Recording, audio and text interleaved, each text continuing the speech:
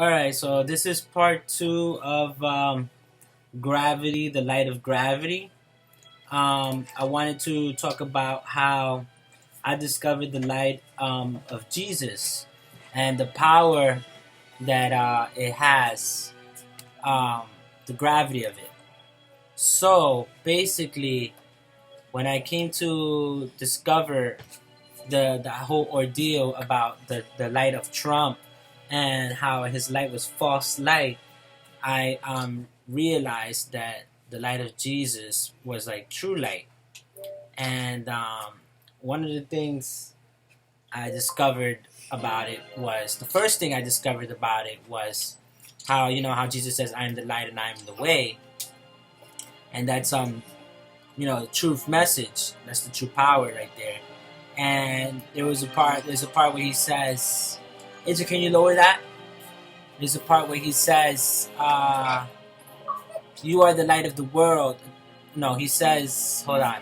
What does he say? Heaven and earth will pass away, but my words will never pass away.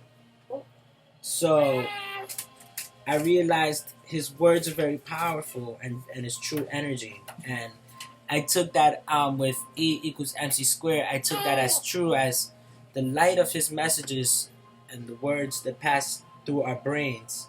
It never goes away. It's very powerful, and it's we use math to like define things, but Jesus used like philosophical things, um, virtues of humankind, and we tend to break things down as laws of the universe, and we find that they are true and they cannot be destroyed. Well, the same way Jesus discovered certain philosophies that are true and they cannot be destroyed, and that's why we call those things truth. And so when he says his words will never um, fade away, it's true, and it resides in our memory. Light, we may think things may fade, but the truth is, to me, things don't fade. They reside in our words and in our memories and the objects that we have. Light has to go somewhere, and when it dies and when it fades, where does it go? It has to go either in our memory or into the things that already hold gravity, which are the things all around us. They, to me, they carry the remnants of of light that fades. All the things around us, all the objects, we just don't know it. And I think that's one of the spiritual qualities of life that we don't realize, or the scientific things that we don't realize is actually happening yet scientifically. But somehow I think it does. Somehow I think everything electromagnetically or with photons plays a part in everything. Like the photons, the electrons, and everything, all of that information somehow gets stored into every object and everything. And so the words that Jesus says, they seem to have a force. And our humans are so powerful. Like things that are said, these sounds that we hear, they're not just normal sounds. They're words and they have meaning, and they reside with us and they become information. And like I said before, when it comes down to the media and the false light, the false reality of what people are saying, words are light in a way that we don't understand. It's a spiritual thing going on in the world where we don't understand the implications and the power these things have. We have the power to blow up bombs. We have the power to make light. We have the power to do these things that, is not normal of us. Like, it's very crazy. Like, imagine one day we can blow up a whole galaxy. You know, what's the sense that a being like us, the universe created it, and we're able to probably one day destroy worlds and whatnot? What does that mean? What are we? We're a chemical reaction of the universe, a germ, a living thing, and we have this power. And in the same way, words have that power, and so we have this light of the world, and that's why I'm gonna share that again. What does he say? What does Jesus say? He says, "You are the light of the world. A town built on a hill cannot be hidden. Neither do people light a lamp and put it under a bowl. Instead, they put it on its stand, and it gives light to everyone in the house. In the same way, let your light shine before others, that they may see your good deeds and glorify your Father in heaven. So we are all the image of God. We are all this light, and false light, which are like the politicians, they're false light. You cannot let them control your reality by putting out their light and letting it mess with your light. You can't let it defile you in spirit. That's why it says in the Bible, it says, Jesus says, what goes into someone's mouth does not defile them, but what comes out of their mouth, that is what defiles them.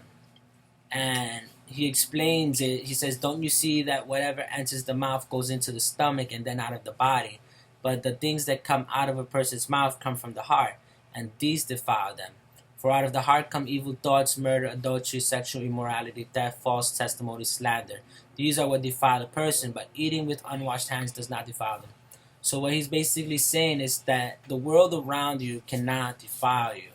It's what you put into your heart, and whatever comes out of your heart. So the world being a messed up place does not make you a bad person. You let it make you a bad person, and you let it control your reactions, and you spill it out there. Like kind of like what I mentioned about the Israelites. They do that in a way. Whatever is coming out of their mouths that is bad or speaks of hatred it's just coming out of their heart. It's not what's coming out of their mouth. And you see, like in the same thing, Jesus is saying, these people honor me with their lips, but their hearts are far from me. They worship me in vain. Their teachings are merely human rules. Like they come at you with all of this stuff about, biblical traditions and stuff like that. And Jesus always speaks about that. He says, and why do you break the command of God for the sake of your tradition? For God said, honor your father and mother, and anyone who curses their father or mother is to be put to death. But you say that if anyone declares that what might have been used to help their father or mother is devoted to God, they are not to honor their father or mother with it. Thus you nullify the word of God for the sake of your tradition. You hypocrites, Isaiah was right when he prophesied about you. See? So basically, people and politicians, policies, ideas in the world, which I'm going to get into later in a different thing about ideas in the world, control people. They control people in such a way. People will like follow certain religions and whatever, and they do things for religion, and it's messed up. And this is why atheists don't like Christianity, and Muslims, they find that Christianity and Muslims is a part of the problem. No, it's not. That's what's the problem. The part of the problem. It's not religion. It's ideas. People following ideas. So we follow ideas. When we follow them, we arrogantly stand behind them because they mean so much to us that we let them defile us, and we put our ego into them. We don't realize how bad our ego is, and I want to talk about that later on. But the point of this subject right now is the gravity of light. Speaking about how humans are so powerful and how we are all gravity, and how to me the universe is probably light is gravity. Like the whole universe, everything that's in it it's not the gravity that is actually real. It's the light that's actually real. It's light.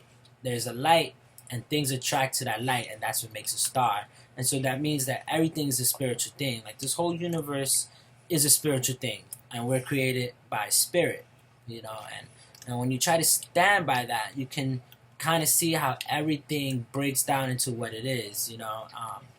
When you spiritually, metaphorically understand everything the way for spiritual things that it is, the quality that it has, you can see how mathematically it comes out to be. And I'll talk about that later on in a different subject. I don't want to get so deep into it, make this a long chapter, so I'm going to let it go like that.